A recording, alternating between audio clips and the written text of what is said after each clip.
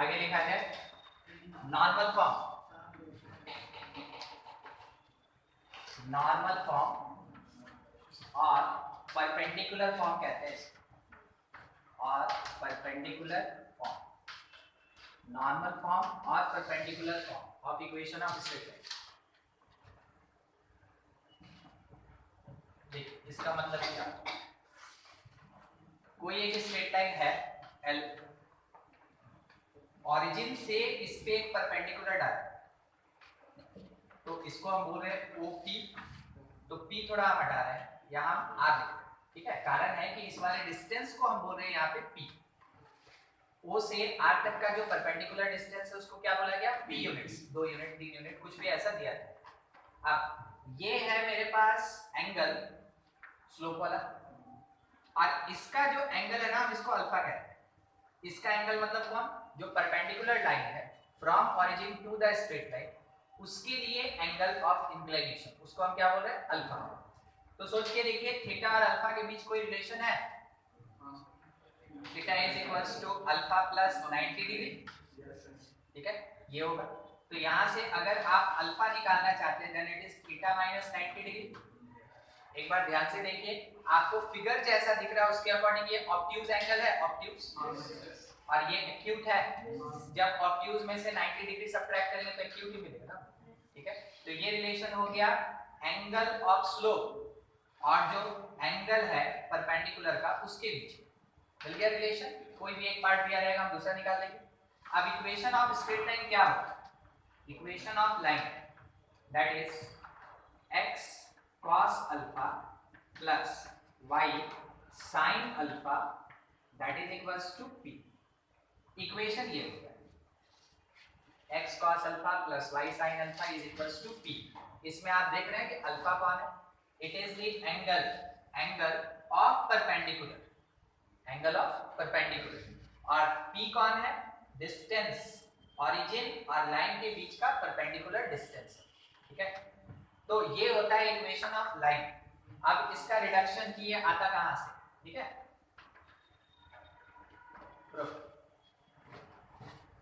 मान लीजिए ये लाइन यहां से यहां तक का डिस्टेंस p है, और ये जो पॉइंट है, ठीक है, ये एक पॉइंट मेरे पास है, let the point will be something xy, ठीक है। यहाँ पे एंगल मेरे पास कौन सा है, अल्फा, ये वाला angle alpha. By the way अगर हम यहाँ से एक परपेंडिकुलर ड्रॉ करते हैं, ठीक है, परपेंडिकुलर ड्रॉ करते हैं, इस वाले ट्रायंगल का एरिया क्या हो, इस वाले ट्रायंगल का एरिया क्या, परपेंडिकुलर कितना,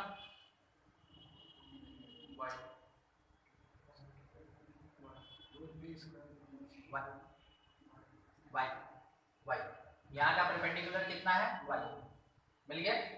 उसके बाद अगर ये अल्फा है, ये सॉरी p है, और इधर एंगल अल्फा है, तो इस वाले डायरेक्शन में क्या जाएगा, आप उसके रिस्पेक्ट में ले सकते हैं। देखिए p cos अल्फा कह सकते हैं, p cos अल्फा। दूसरा एक और बात है, अगर ये मेरे पास अल्फा है और यहाँ पे ये y है और ये p है, ठीक है, ठीक है, तो इस वाले ट्रायंगल में नाम दे रहे हैं ओ आर, और इसको क्या बोलते हैं, b, ठीक है। तो in triangle O R B, triangle O R B में आप लिख सकते हैं कि जो tan अल्फा होगा, sin अल्फा ले लेते हैं, sin alpha that is equals to कितना, y बाई, ठीक है। तो y कितना आएगा मेरे पास, p sin अल्फा। ये आप कह सकते हैं कि y का कोऑर्डिनेट हो जाएगा, ये y का कोऑर्डिनेट हो जाएगा, ठीक है, y का कोऑर्डिनेट अपने पास, ठीक है। दूसरा, अगर आप यहाँ से एक परपेंडिकुलर ड्रॉ किए हैं और अगर इसको 90 डिग्री मान के आप इसको अल्फा लिखें तो ये कौन होगा, 90 माइनस अल्फा। तो आप ये समझ में, तो आपको ये समझ में आ रहा है कि अगर ये p हो जाएगा तो उसके रिस्पेक्ट में ये परपेंडिकुलर है, सॉरी हाइपोटेनस है ना, और ये परपेंडिकुलर है, ये इतना x आएगा यहाँ से यहाँ तक। तो जब आप कैलकुलेट कीजिएगा इसके लिए इन ट्रायंगल, नाम क्या है, O R A, in triangle O R A, तो आप क्या लिख सकते हैं इस प्लेस पे, एक्चुअल में थोड़ा सा जानते हैं, कुछ हमको मिस्टेक दिख रहा है, समझे, चेक कर लेते हैं। ये हमको थोड़ा सा मिस्टेक दिख रहा है। यहाँ से यहाँ x है तो हम लोग डिस्कशन कर लेंगे इस पे sin 90 डिग्री माइनस अल्फा। तो ये हम लोग को क्या मिल जाएगा, sin 90 डिग्री माइनस अल्फा के रिस्पेक्ट में x बाई पी होगा, x बाई पी हो जाएगा। तो यहाँ से अगर हम x कैलकुलेट करते हैं तो वो p cos अल्फा है, p cos अल्फा। यही दिक्कत है ना।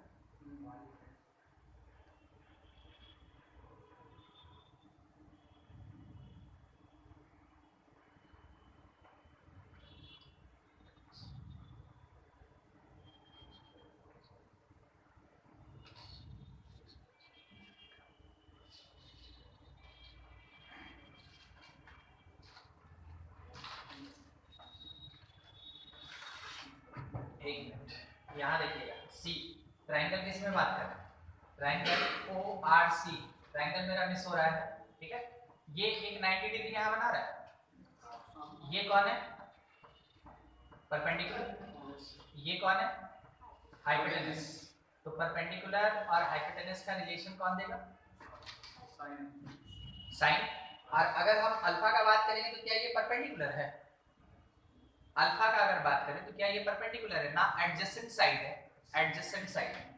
तो आप लिख सकते हैं क्या, cos alpha and that is equals to base by hypotenuse. तो बेस कितना p और हाइपोटेनस कितना है अपने पास OC। अब ये गलत ट्रायंगल ले लीजिएगा, ठीक है। तो यहाँ पे अपने पास cos अल्फा कितना हो गया, p बाई OC। तो OC कितना होगा, p बाई cos अल्फा। ठीक है, हो गया। हम लोग को जिसमें बात करना था वहां से हम लोग थोड़ा डाइवर्ट हो गए, ठीक है, परपेंडिकुलर के बाद। यहाँ पे एक परपेंडिकुलर है तो इस वाले ट्रायंगल में बात करें, इसको नाम देते D, ठीक है। तो ये है मेरे पास P, और अगर ये 90 माइनस अल्फा है तो ये जो P है ये परपेंडिकुलर है कि बेस है, ये बेस हो जाएगा, एडजेसेंट साइड, ठीक है, ये बेस हो जाएगा। हाइपोटेनस कौन होगा, OD। तो इन ट्रायंगल नाम है ORD, इन ट्रायंगल ORD। आप ये लिख सकते हैं कि cos 90 degree minus alpha that will be equals to OP, यानी P, OP नहीं OR, मतलब P बाई OD। समझे क्या, इसका काम नहीं है, काम उसका है, वो समझे। अब यहाँ से अगर हम लोग इसको बोले तो ये साइन होगा, तो OD कितना आएगा, p by sin alpha, p by sin alpha, ये आ जाएगा। OC और OD मिल गया आपको, ठीक है। अच्छा देखिए, अगर ये OC है तो अब उतना जानकारी के बाद C का कोऑर्डिनेट कोई पूछेगा तो क्या लिखेगा, p cos alpha, p by cos alpha, comma 0। और D का कोऑर्डिनेट कोई पूछे तो p बाई sin अल्फा। क्या हम लोग ये समझ रहे हैं कि OC जो है वो x इंटरसेप्ट और OD जो है वो y इंटरसेप्ट है, ठीक है। OD का मतलब क्या हो गया, y इंटरसेप्ट, और OC का मतलब क्या हो गया, x इंटरसेप्ट। इंटरसेप्ट फॉर्म हम लोग क्या पढ़े थे, इज इक्वल्स टू 1। तो a की जगह OC पुट करेंगे कि OD पुट करेंगे, तो x by p by cos alpha, p by cos alpha, और plus y by p by sin alpha, and that will be equals to 1। जब आप इसमें एलसीएम लीजिएगा तो वो नीचे का जो sin और cos है वो ऊपर जाएगा, तो x cos alpha by p, y sin alpha by p is equals to 1। p को उधर भेज दीजिए एलसीएम, तो आप लिख सकते हैं x cos alpha plus y sin alpha is equals to क्या हो गया, ठीक है। तो यहाँ पे जस्ट ये प्रूफ क्या है ना कि बाय द वे अगर कभी वैसा आता है तो आपको ट्रायंगल में काम करने आना चाहिए। हम एक ट्रायंगल में काम किए, हमको एक टर्म आता हुआ नहीं दिखा है, तो हम क्या किए, दूसरे ट्रायंगल के लिए प्रोसीड किए। तो आपको ना जो भी वैल्यू आता है उससे थोड़ा सा ना रिलेट करके सोचना चाहिए कि जो आया हुआ चीज है वो भी सही है, मगर क्या वो मेरे काम का है। यहाँ पे हम लोग जिसको हाइपोटेनस लेके चल रहे थे एक्चुअल में वो किसकी तरह बिहेव कर रहा है, बड़े वाले ट्रायंगल में बेस की तरह, ठीक है। बस यही एक छोटा सा पार्ट आपको याद रखना है। जब भी परपेंडिकुलर पार्ट होगा आपको क्या चाहिए, परपेंडिकुलर डिस्टेंस और परपेंडिकुलर का एंगल चाहिए। वो मिलने के बाद इक्वेशन ऑफ लाइन ऐसे लिखा जाए, ठीक है। इसमें कन्वर्जन का क्वेश्चन आता है, वही ध्यान रखिएगा। कहीं पे अगर क्वेश्चन घूमता है तो वो एंगल पे ही घूमता है। बोला क्या, find equation of straight line, equation of straight line having angle of slope, angle of slope tan inverse 2/3, ठीक है। tan इनवर्स 2/3 में 2π/3, angle of slope 2π/3 and is at 3 unit distance, is at 3 unit distance from origin, ठीक है। बताइए कौन क्या है, 2π/3 theta है ना।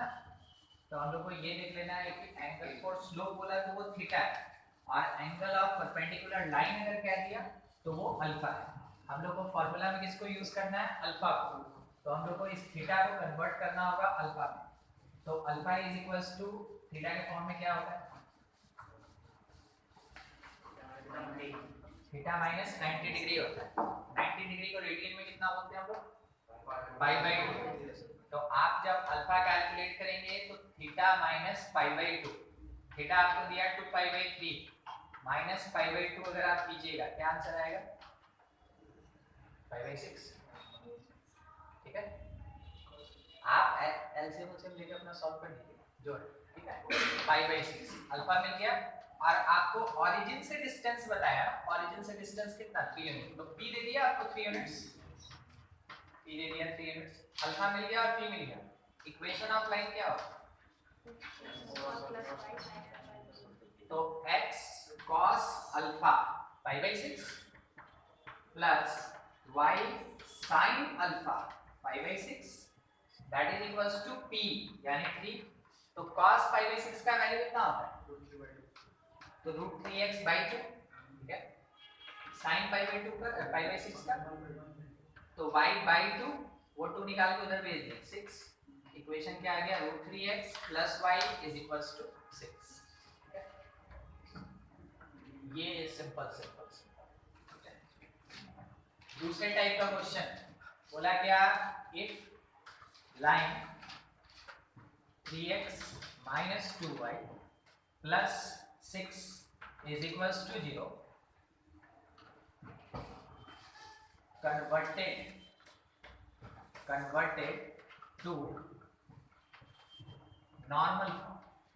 converted to normal form, then find value of एक number sin square alpha plus cos square alpha कितना होगा, दूसरे नंबर में p कितना होगा, तीसरे नंबर में p इंटू साइन अल्फा कितना। देखिए क्वेश्चन क्या क्या पूछ रहा है। तो सबसे पहले हम लोग को क्वेश्चन तो समझना होगा, है कि नहीं, है ना। पहला वाला तो 1 हो गया, व्हाटएवर भी अल्फा, हमको उससे कोई फर्क नहीं पड़ता, ठीक है, वो 1 हो। बस ऐसे ही दिए थे कि शायद कोई फंस, तो कोई फंस ही नहीं रहा। देखिए 3x - 2y + 6 दिया है, उसको कन्वर्ट करना है नॉर्मल फॉर्म में, ठीक है। बिना कुछ लिखे रुक के समझ लीजिएगा, 1 मिनट में खत्म हो जाएगा, आगे काम करिएगा। तरीका ये होता है कि सबसे पहले जो कांस्टेंट पार्ट है उसको दूसरी तरफ भेजा जाए, ठीक है, और कांस्टेंट से सबको डिवाइड करें, कांस्टेंट को पॉजिटिव बनाया जाए, सॉरी कांस्टेंट को पॉजिटिव बनाया जाए, तो मल्टीप्लाई बाय -1, तो ये हो गया -3x + 2y = 6। उसके बाद डिवाइड करना है x के कोफिशिएंट के स्क्वायर, प्लस y के कोफिशिएंट के स्क्वायर रूट से, ठीक है।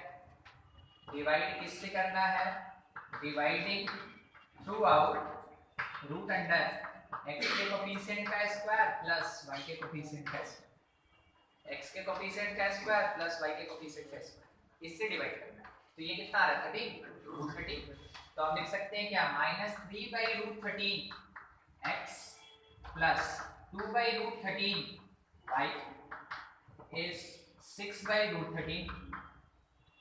इससे क्या फायदा होता है कि a/√a² प्लस b² वो h हो गया, ठीक है। h मतलब कौन, हाइपोटेनस।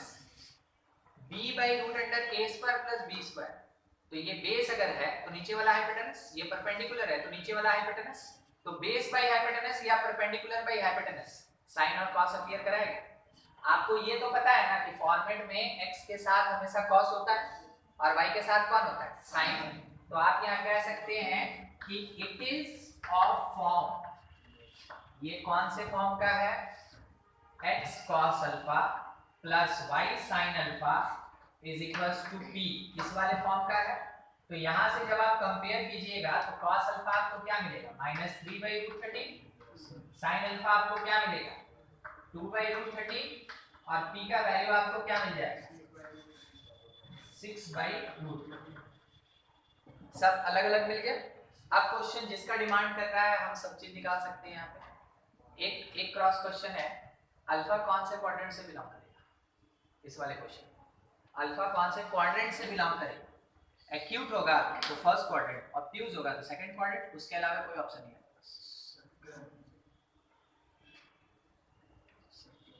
सेकंड, एक आंसर सेकंड मिला। चलिए कोई बात नहीं, हम लोग ये जानते हैं कि फर्स्ट वाले क्वाड्रेंट में कौन पॉजिटिव होता है और सेकंड में साइन और कॉसेक पॉजिटिव होता है, बाकी नेगेटिव होता है। साइन पॉजिटिव होता है, बाकी नेगेटिव होता है। तो साइन पॉजिटिव और कॉस नेगेटिव लिखा तो alpha belongs to second quadrant, ठीक है। ये सेकंड क्वाड्रेंट से बिलोंग कर रहा है, ऐसे एनालाइज किया जाता है, वो पूछ भी देता है, ठीक है।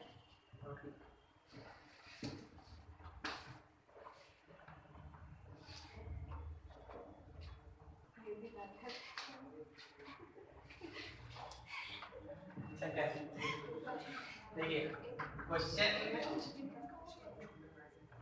क्वेश्चन ऐसा दिया हुआ है, कोई बोला गया find the equation of straight line upon which length of perpendicular from origin is 2। ये क्वेश्चन नंबर 6 है, ठीक है। p का value 2 and the slope of this perpendicular is 5/12। Slope यानी tan थीटा दिया हुआ है 5/12, तो अगर tan थीटा 5/12 है तो अल्फा कैसे कैलकुलेट करेंगे,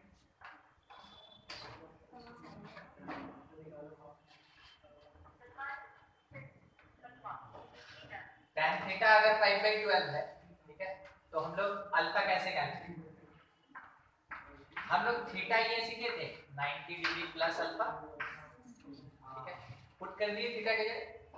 और ये अगर 5/12 है तो tan 90 का मल्टीपल 1 है ना, तो tan चेंज होगा क्वाड में, और 90 प्लस होने का मतलब सेकंड क्वाड्रेंट, तो वहां माइनस होगा, तो माइनस कॉट अल्फा का वैल्यू 5/12, तो कॉट अल्फा का वैल्यू -5/12, कॉट का मतलब cos बाई sin, तो यहाँ से जब आप cos अल्फा फाइंड कीजिएगा तो -5/13 और sin अल्फा जब आप फाइंड कीजिएगा तो 12/13। क्या आप समझे कैसे लिखें, ये मतलब p, ये b था और ये कौन है p, ये b और ये p, तो h निकाल लिया पाइथागोरस से और cos में लिख दिए क्या b/h और sin में लिख दिए p/h, ठीक है। यही दोनों चाहिए था। अब इसके बाद equation of line x into cos alpha, तो -5/13 y into sin alpha 12/13 it is equals to p का मतलब 2, ठीक है। 13 जाके मल्टीप्लाई हो जाएगा तो -5x + 12y is equals to 26, ठीक है। ये था question number 6। Next question number 9। Question number 9, find the equation of a straight line which makes a triangle of area 96 root 3 with the axis and perpendicular from the origin to it make an angle of 30 degree with y axis. क्या बोले अभी? Perpendicular from origin to it यानी to the straight line makes angle 30 degree with y axis. पहले तो ये line जाएगा, triangle बनाता हुआ दिखा, इस वाले ट्रायंगल का एरिया दिया हुआ 96 रूट 3, ठीक है। उसके बाद बोला कि यहाँ से जो परपेंडिकुलर जाएगा ना, ये y एक्सिस के साथ एंगल बनाएगा 30 डिग्री, ठीक है। तो अल्फा बोल के हमको कौन सा एंगल चाहिए? दूसरा वाला, ठीक है। तो ये मेरा अल्फा होगा, ये हो जाएगा 60, ठीक है। यहाँ तो अल्फा आ गया अपने पास 60, और उसके बाद जो एरिया ऑफ ट्रायंगल OAB है इट इज 96 रूट 3। तो देखिए ट्रायंगल OAB जो है वो आपको किस टाइप का दिख रहा है? राइट एंगल दिख रहा है। तो एरिया कितना होगा? हाफ OA into OB होगा, half OA into OB, OA into OB that is 96 root 3। अब OA का मतलब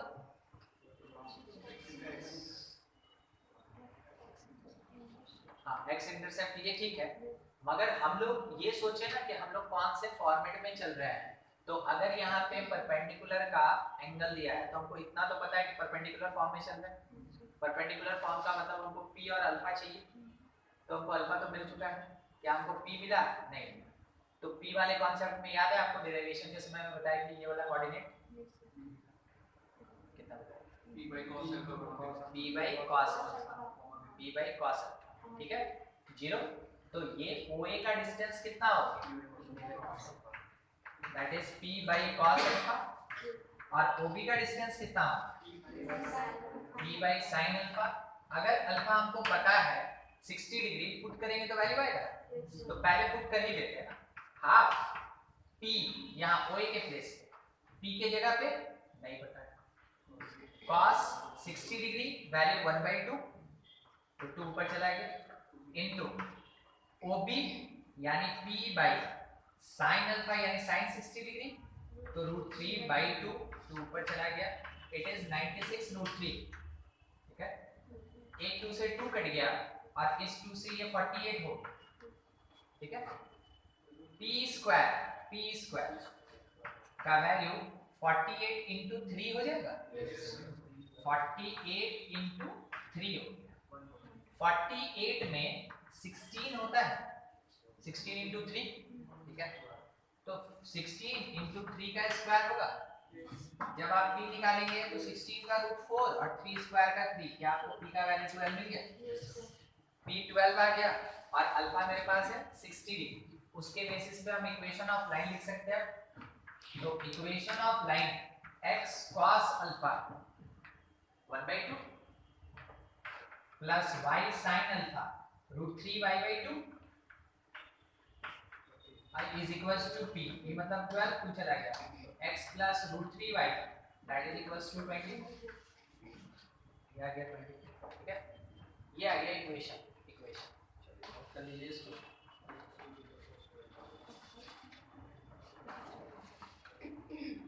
एक और ऐसा ही दिया हुआ है,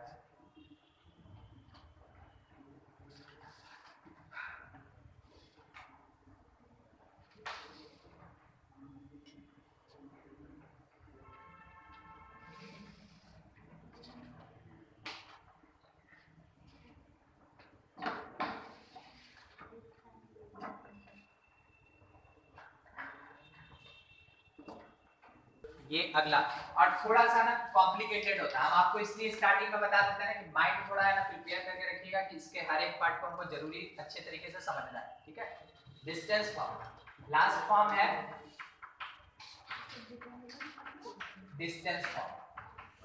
अब ये डिस्टेंस फॉर्म कैसा होता है? देखिए, सबसे पहला चीज रेफरेंस लाइन, जिसमें एक स्ट्रेट लाइन होगा जिसके इक्वेशन का बात करेंगे हम लोग, ठीक है। इसके ऊपर एक फिक्स पॉइंट होगा, फिक्स पॉइंट मतलब वो गिवन पॉइंट होगा, जैसे क्वेश्चन में नहीं लिखा रहता है लाइन पासेस थ्रू 1, 2, 2, 3 ऐसा, ठीक है, वैसे। तो लेट बी x1 y1 मान लेते हैं हम लोग, और एक वेरिएबल पॉइंट, इसको P कहते हैं, ये something X Y. Variable point तो हर जगह होता है। अब क्या होगा कि इस वाले गिवन पॉइंट A से वेरिएबल पॉइंट P तक के बीच का डिस्टेंस आपको गिवन रहेगा, ठीक है, डिस्टेंस गिवन रहेगा, और वो डिस्टेंस r, उसको हम लोग किस सिंबल से दिखा रहे हैं, r से रिप्रेजेंट कर रहे हैं। जैसे परपेंडिकुलर डिस्टेंस था ना ओरिजिन से लाइन का, उसको P से दिखा रहे थे, P यूनिट, वैसे ही A से P तक का जो डिस्टेंस है ऑन द लाइन, उसको हम लोग r से रिप्रेजेंट कर रहे हैं, या r यूनिट्स बोल रहे हैं हम उसको, ठीक है। ये चीज आपके पास रहेगा, क्या आपके पास रहेगा, distance between fix point and variable point, और फिक्स पॉइंट का कोऑर्डिनेट आपके पास रहेगा।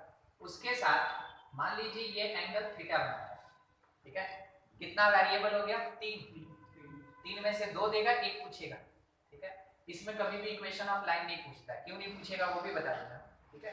मगर हम आपको बता दिए डिस्टेंस फॉर्म में क्या इक्वेशन ऑफ लाइन नहीं पूछता है, x1 y1 r और थीटा, इसी में से कुछ पूछेगा। हम भी थोड़ा गलत बोल गए, x1 y1 तो गिवन रहेगा ना, xy r और थीटा, इसमें से कुछ पूछेगा, ठीक है।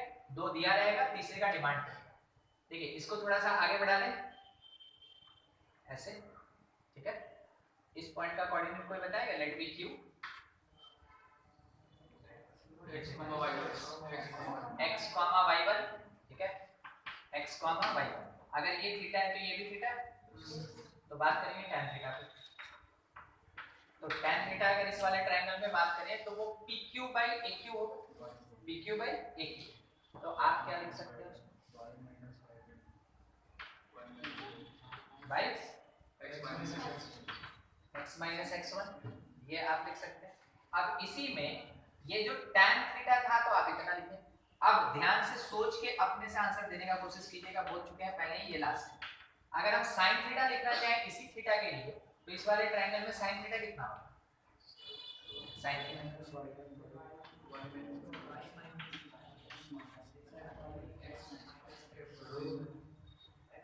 x x1 तो tan था, तो sin में कहां से,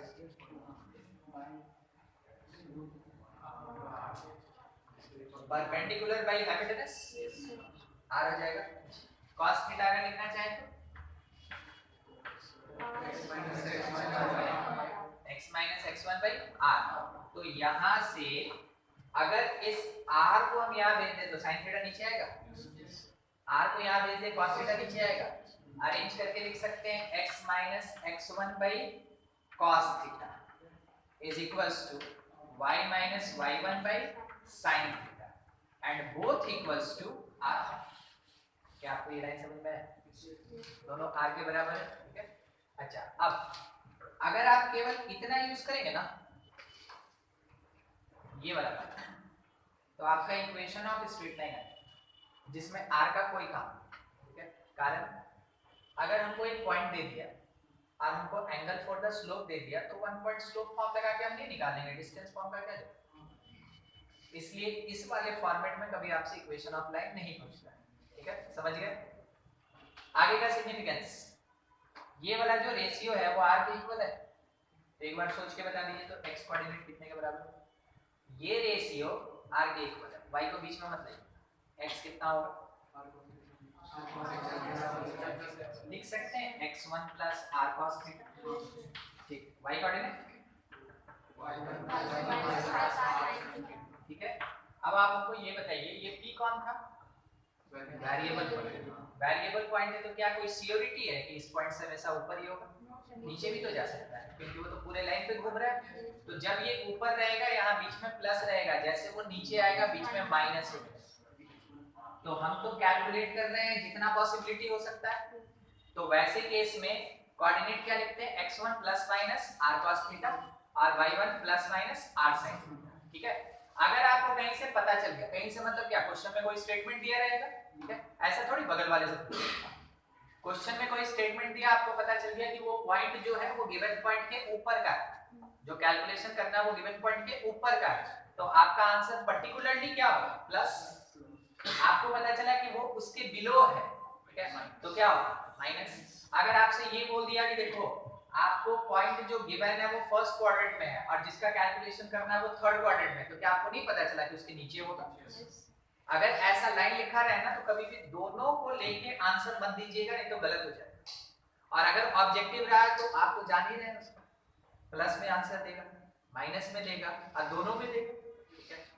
तो आदमी सोचता है कि एक तो क्या निकालना है, दोनों निकालना है, मगर जब वो एक लाइन एक्स्ट्रा दिया ना तो वो इसलिए दिया कि आपका आंसर कैसा हो, पर्टिकुलर। तो प्लस या माइनस किस पे डिपेंड करता है कि मेरे क्वेश्चन में कोई एक्स्ट्रा लाइन लिखा है, और ऐसा नहीं कि कुछ भी लिख दिया तो वही चीज समझ लिखेगा, उसका मीनिंग समझना है। हो सकता है क्वेश्चन में आपको एक से ज्यादा फिगर बनाना हो, कोई दिक्कत नहीं, हर एक पार्ट को बिना समझे कोऑर्डिनेट में क्वेश्चन नहीं बनाना है, कोऑर्डिनेट इस पे बहुत खेलता है। पास्ट ईयर का क्वेश्चन उठा के कभी भी देख लीजिएगा, कोऑर्डिनेट का क्वेश्चन जबरदस्त होता है, ठीक है? मतलब इसके क्वेश्चन को छूने के लिए हमको भी ऐसे सोचना पड़ता है, ठीक है? और बाकी आप लिमिट में नहीं देख रहे होंगे कि हम कभी है ना ऐसे कमर पे हाथ रख के और देख रहे होंगे कि क्वेश्चन बनेगा कैसे, मगर कोऑर्डिनेट में चाहे कैसा भी क्वेश्चन हो हम उसको लाइटली नहीं लेते, हम उसको आराम से देखते हैं पहले, फिर उसके बाद क्या होता है, दिख जाता है क्या दिया और क्या डिमांड किया, तो पता चलता है कि प्रोसेस कैसे होगा। तो इसमें रफ डायग्राम भी खास करके है ना हम लोग इसीलिए बनाते हैं और सजेस्ट भी करते हैं।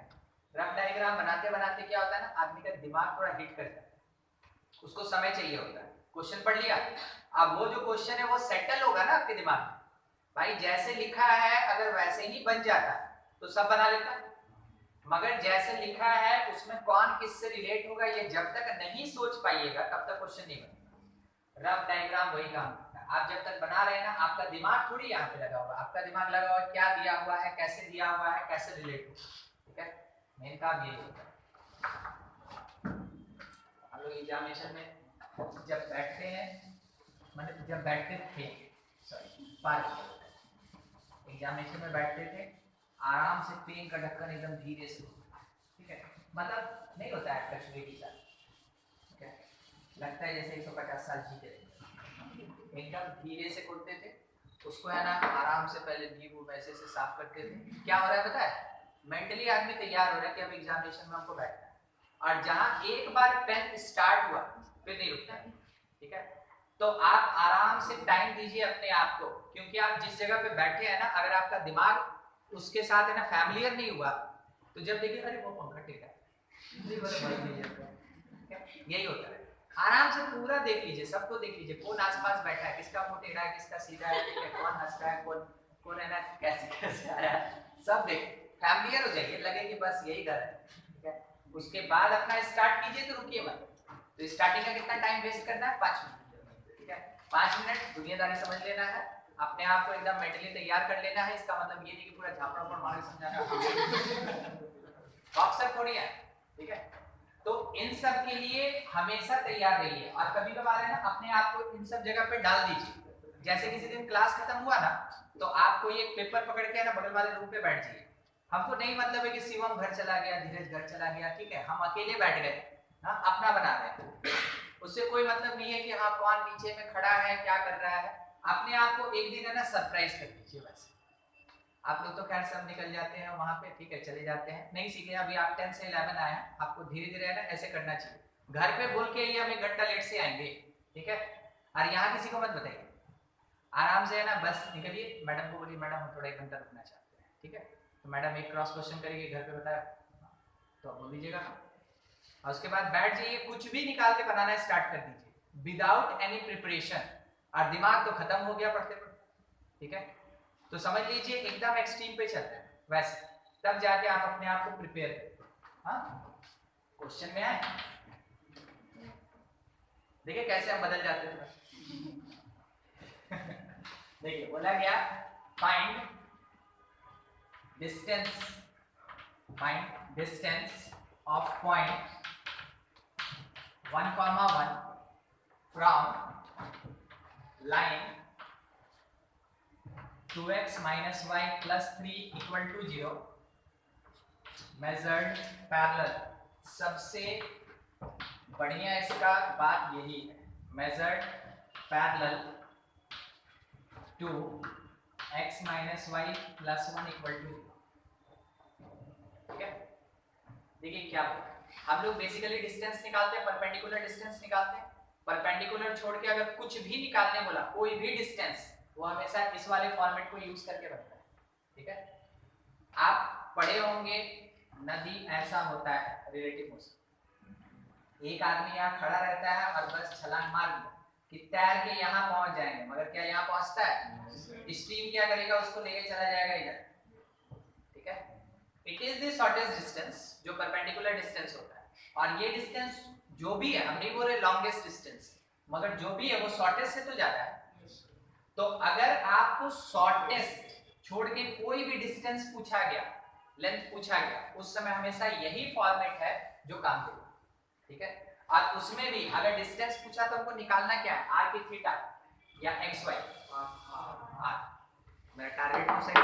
ठीक है, अच्छा यहाँ पे जो बोला ना, हमको थोड़ा सा वो समझ में नहीं आ रहा, मगर हमको ये समझ में आया कि इस वाले लाइन के ऊपर हमको एक पॉइंट का डिस्टेंस निकालना है 1,1।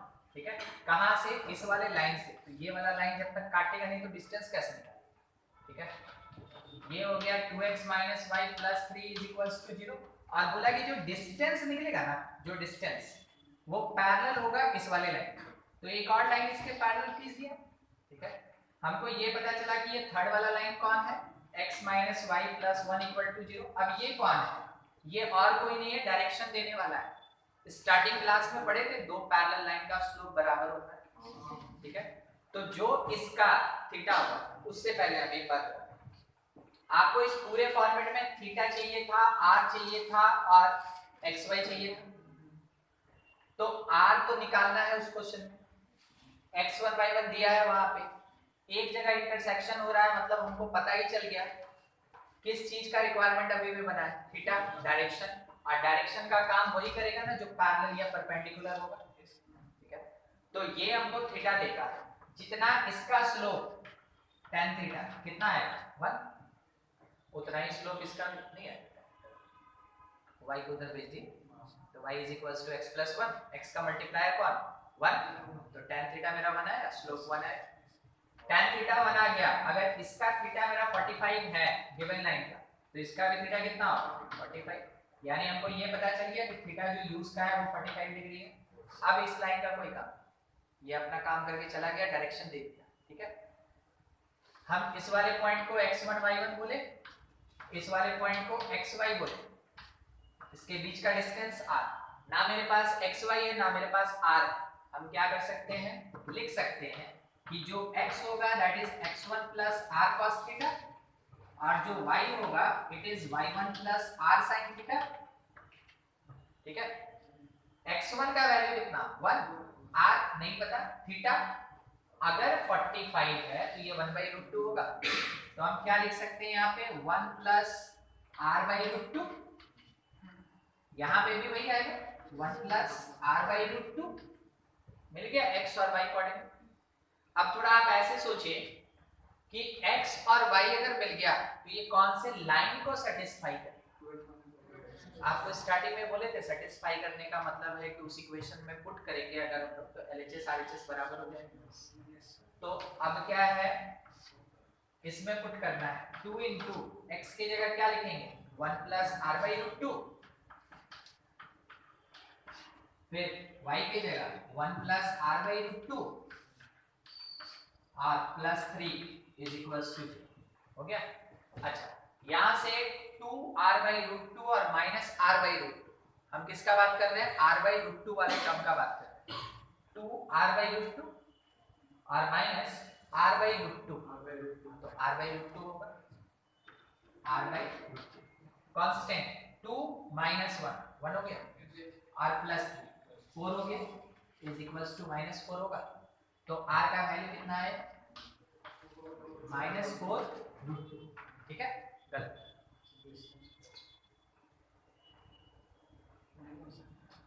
नहीं हो सकता, क्यों, ये डिस्टेंस। ठीक है, तो आपको ये याद रखना है, r मतलब r नहीं, r मतलब डिस्टेंस। डिस्टेंस कभी नेगेटिव नहीं हो सकता है। तो क्या करें, ज्यादा कुछ नहीं, ऐसे ऐसे एक लाइन। ठीक है, मॉड लगाए, पॉजिटिव करके फाइनल आंसर लीजिएगा। मतलब -4√2 गलत है, मगर 4√2 सही। तो माइनस मतलब वो नीचे कट कर रहा है, नहीं हाँ, माइनस का मतलब ये नीचे कट कर रहा है। हम लोग सोच के चल रहे हैं ऊपर, मगर माइनस आने का मतलब क्या होता है कि वो इस पॉइंट के नीचे लग जाता है, ठीक है।